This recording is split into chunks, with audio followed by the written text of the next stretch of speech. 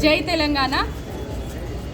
తెలంగాణ జాగృతి వ్యవస్థాపక అధ్యక్షురాలు శ్రీమతి కల్వకుంట్ల కవితక్క గారు గత నెల రోజులుగా తెలంగాణ అంతటా ఇప్పటి వరకు 10 జిల్లాలలో కూడా జాగృతి జనం బాట పేరుతో యాత్ర చేస్తూ ప్రజల సమస్యలే ముఖ్యమైన ఎజెండాగా పెట్టుకొని ప్రజల సమస్యలను తెలుసుకొని అవి పరిష్కరించడానికి ముందుకెళ్తున్నారు. అదే క్రమంలో మేడ్చల్ మల్కాజిగిరి జిల్లాలో కూడా ఈ నెల 4 నుండి 7 తారీఖు వరకు పర్యటన చేస్తున్నారు.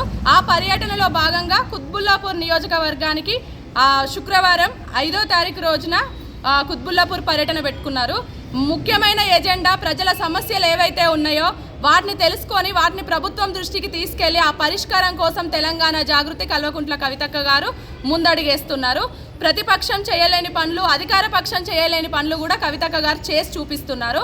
అందులో భాగంగానే ఏదైతే మన కుత్బుల్లాపూర్లో ప్రతి ఒక్క డివిజన్ని, ప్రతి ఒక్క మున్సిపాలిటీని, ప్రతి దాన్ని కూడా టచ్ చేసి అక్కడున్న సమస్యలని ముఖ్యంగా లేవనెత్తి ముందుకు తీసుకెళ్లే ప్రయత్నము, ఆ సమస్యల పరిష్కారాన్ని ముందుకు తీసుకెళ్లే ప్రయత్నం చేస్తున్నారు.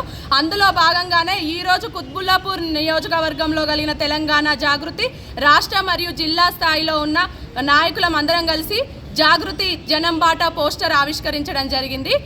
ప్రజలందరికీ కూడా, కుత్బుల్లాపూర్ ప్రజలందరికీ కూడా మేము విజ్ఞప్తి చేస్తున్నాము, మీ సమస్యలు ఏవైతే ఉన్నాయో అవన్నీ కూడా కవితక్క గారి దృష్టికి తీసుకురండి.